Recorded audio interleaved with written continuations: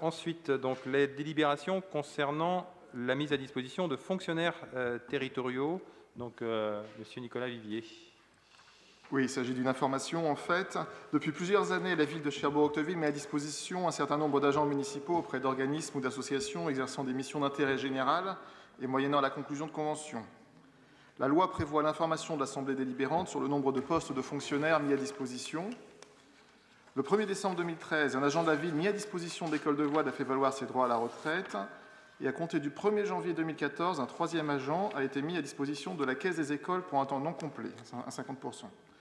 Enfin, il n'y a plus d'agents mis à disposition de l'IREPS, Instance régionale d'éducation et de promotion de la santé. Par conséquent, il convient de modifier la délibération qui avait été prise précédemment sur le nombre et la répartition de ces agents. Donc on vous demande de prendre acte de cette nouvelle répartition et du nombre de postes de fonctionnaires mis à disposition d'établissements publics, d'associations ou d'organismes à but non lucratif, donc selon le tableau qui vous a été fourni. Qui vote contre, qui s'abstient. Pardon, pas de demande de parole. Qui vote contre, qui s'abstient, une délibération adoptée à l'unanimité. C'est une information en fait. Tu voulais donner une information complémentaire? Non, en fait c'est pas une délibération. Ah, excuse-moi. Ah oui, non, c'est une information. Bon, ben. Continuons. Tableau des effectifs. Les effectifs de la collectivité étant par nature fluctuants, car liés aux besoins des services ainsi qu'à l'évolution réglementaire des carrières des agents territoriaux, le tableau des effectifs doit être remis à jour régulièrement. Donc c'est une délibération qui reviendra fréquemment. Vous avez en votre possession le tableau des effectifs. C'est une lecture assez aride, donc je ne pense pas que je vais vous l'imposer. On a eu l'occasion d'en parler en commission. Et de corriger les erreurs. Et de corriger une erreur d'addition, effectivement, à la dernière page du tableau, sur la police municipale. Voilà.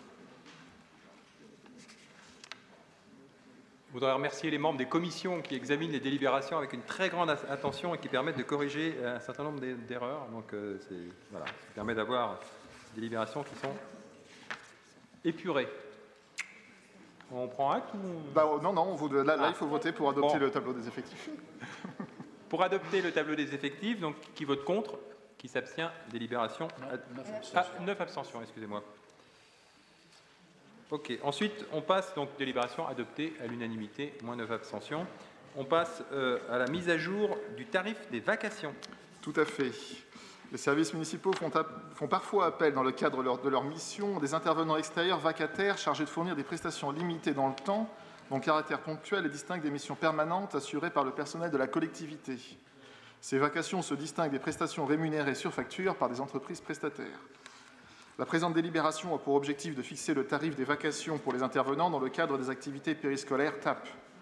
Donc en fait, la seule chose qui change par rapport au dernier tableau de tarif des vacations qui avait été voté par le conseil municipal, c'est le tarif des vacations pour les TAP.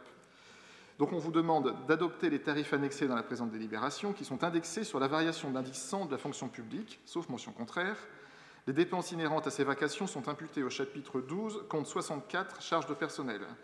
La présente délibération prendra effet à compter du 1er juin 2014, mais il ne vous a pas échappé que l'étape n'avait pas encore commencé en fait. Les personnes non titulaires recrutées dans le cadre de la présente délibération bénéficient de la couverture sociale du régime général de la sécurité sociale, du régime complémentaire de retraite IRCANTEC et de la couverture UNEDIC au titre de l'assurance chômage. Les fonctionnaires appartenant à une autre administration étant couverts par un régime de sécurité sociale spécifique dans leur emploi principal ne seront soumis qu'à la CSG et à la RDS. Donc on vous demande de bien vouloir adopter ce tableau, à moins que vous n'ayez des remarques. Alors, Monsieur Le Jamtel, je vous laisse la parole. Non ? C'est une question par rapport aux tarifs, là, les consultations médicales liées à l'admission des enfants en crèche. C'est un tarif, c'est nationalement qu'il y a des conventions qui sont déterminées. Enfin, c'est juste par curiosité. Alors, comme c'était écrit que c'est indexé sur 1,5 fois le tarif conventionné de la sécurité sociale, je suppose, mais je vérifierai, que c'est un tarif convenu nationalement. Okay. Ah. Bon. J'entends derrière que ça a fait l'objet d'une convention dans un conseil précédent. D'accord. Ok. Sur cette délibération, qui vote contre, Qui s'abstient? 9 abstentions.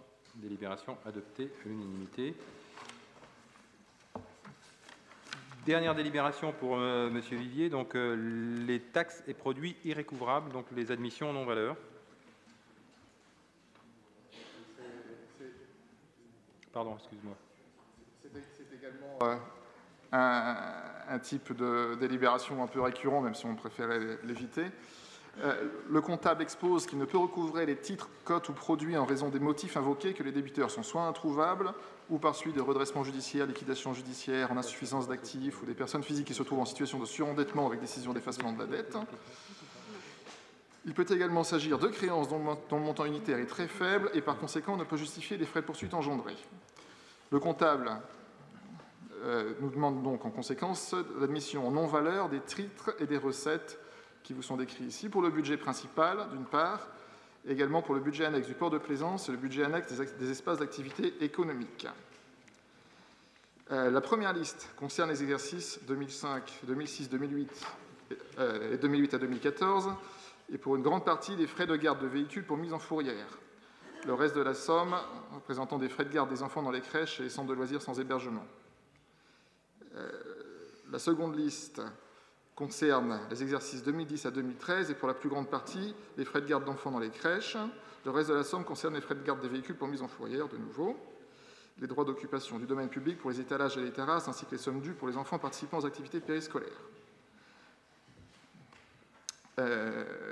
Concernant le budget annexe du port de plaisance, ce sont des titres émis à l'encontre d'un plaisancier pour une occupation du plan d'eau entre 2012 et 2013.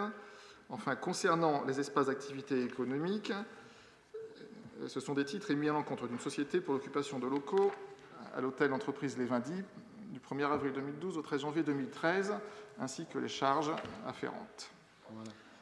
Donc, on vous demande d'approuver l'admission en non-valeur de ces produits irrécouvrables et d'imputer les dépenses en résultant à la section de fonctionnement du budget principal pour un montant de 6 345,15 €, nature 65,41 et 65,42, et aux sections d'exploitation des budgets annexes du port de plaisance pour un montant de 3 042,30 €, nature 65,41, et des espaces d'activité économique pour un montant de 5 352,70 €, nature 65,42.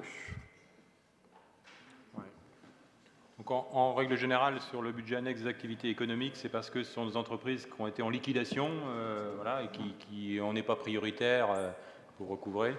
En ce qui concerne le port de plaisance, si vous me permettez ce mauvais jeu de mots, c'est parfois des gens qui filent à l'anglaise. Il n'y a pas du tout de procès d'intention de ma part envers quiconque. Mais voilà, c'est ce qui fait que, bon, malheureusement, on ne peut pas les retrouver. Sur cette délibération, qui vote contre? Qui s'abstient? Délibération adoptée à l'unanimité.